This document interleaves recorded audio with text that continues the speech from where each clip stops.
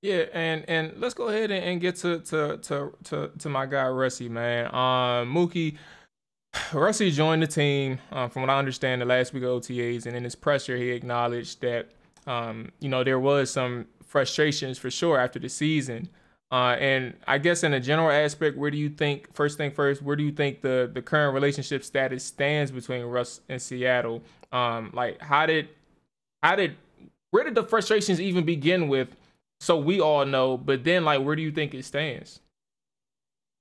Well, I think one of the big things entering last season was the whole "Let Russ cook" slogan, which was to stop doing the Pete Carroll run the ball a lot, have Wilson only throw 20 some odd times a game, maybe low 30s.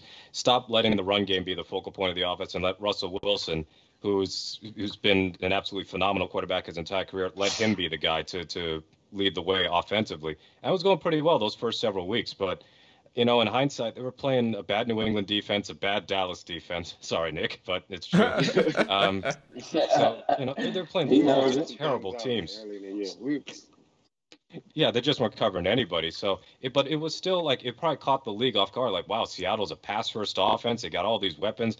This is going to be hard to stop. And then suddenly, it became a lot easier to stop. The Giants shut the team down.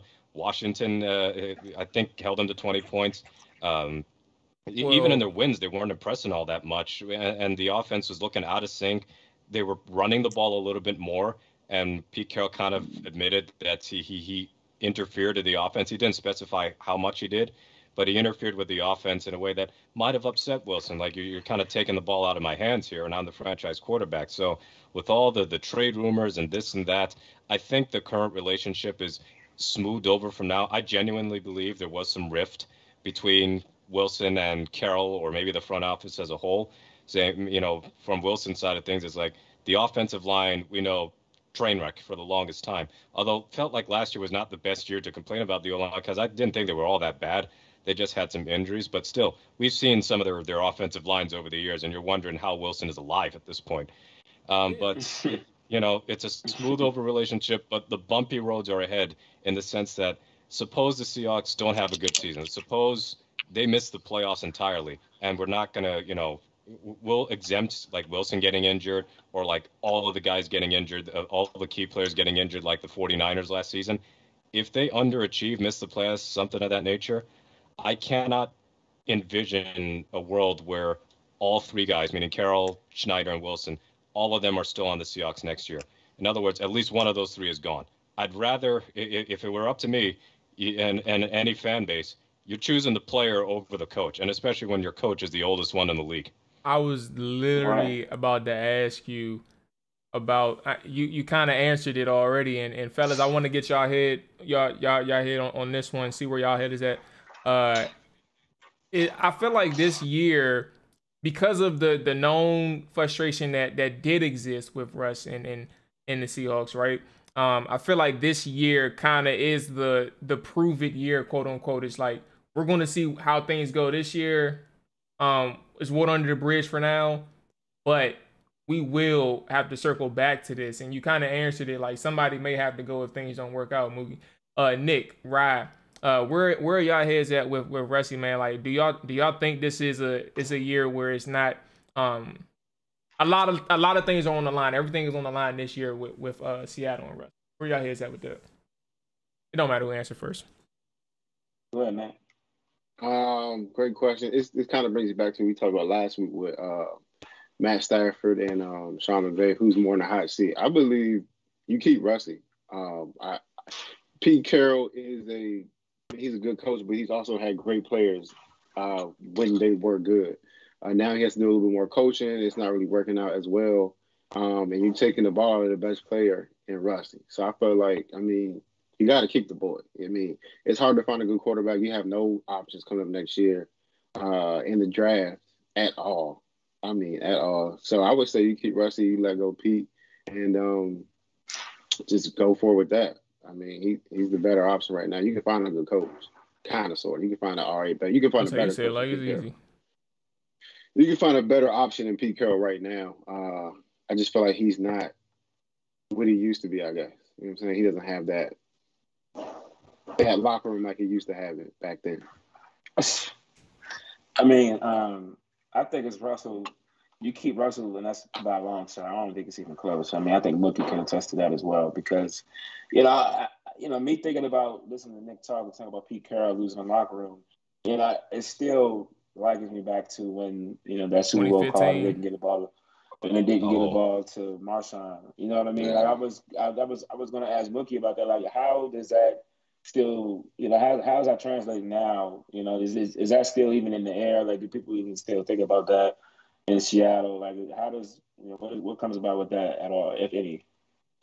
Well, I mean, it's a yard away from presumably winning the Super Bowl again because, with Tom Brady, I need to see triple zeros on the clock before I doubt him on a game-winning drive. But For sure. I mean, it was frustrating on a couple of fronts because, one, I'm one of the few who thinks that passing the ball was not a terrible idea, but I absolutely hated the call, specifically the play design. Why were we going to throw a slant pass, which is not one of Wilson's strengths, to the number 4 receiver on the roster? Like, could you imagine the Patriots in that same situation? They're going to Gronk. They're not going to go to the number 4, number 5 guy. There's no element of surprise here. So, historically with the Seahawks, so even Marshawn Lynch has not been all that great in short yardage, and that's clearly less to do with beast mode and more to do with Seattle's blocking. And I use the air quotes. Hopefully the camera caught that. Yeah, we got it. But I think, there is some bitterness over how that game ended, and certainly Sherman was the most bitter about it because we saw some of the storylines about him and Darrell Bevel clashing over short yardage play calls and some of the stuff that went on at training camp. But I think as time has moved on, it's less in our minds. But if Seattle had won that Super Bowl, 2 rings is really hard to do, even with a franchise quarterback, even a future Hall of Famer, even the absolute best quarterbacks of all time. Very rarely do you have that many dudes win multiple rings. There are only a certain number of quarterbacks, maybe 15 or 20, who are actually important to their team's success, who have got 2 rings. So you get 2 rings. I don't think we're in this situation because you could say, hey, we got 2 championships instead of we got that 1 championship, but we were so close to that 2nd championship. We haven't been close since then. So I don't think Pete Carroll has lost the locker room as of late, especially with so much turnover. But what he has lost is, I think, his ability to build up great talent from like the 7th round and undrafted free agents. Like, he could still do that. Mm-hmm. Chris Carson's a 7th round draft pick. We've got some guys starting in the secondary and then the defensive line who are undrafted or like day 3 draft picks. So he can still find some hidden gems, but instead of building the whole roster out of these guys who are like later draft picks on the cheap for your salary cap, they're having to make these splash moves like trade for Jamal Adams. And, they don't have that same cap situation because they've also paid Russell Wilson. So you got to adjust your whole mindset, your mentality, your approach to building a team, because when Pete Carroll got hired by the Seahawks, it was a trash roster. I mean, just one of the worst rosters in the league. That's why they had to do so much changing around, and they traded for Marshawn midseason, this and that. But they went from building from the ground up to, okay, we've already got a franchise quarterback. We got a lot of good players. It's harder to me to maintain a contender than to build from scratch and create a contender. So I think that's where Carroll and Schneider are in a tough spot right now, because the drafting as of late, although I think last year's draft class figures to be quite good, it's just not been the same.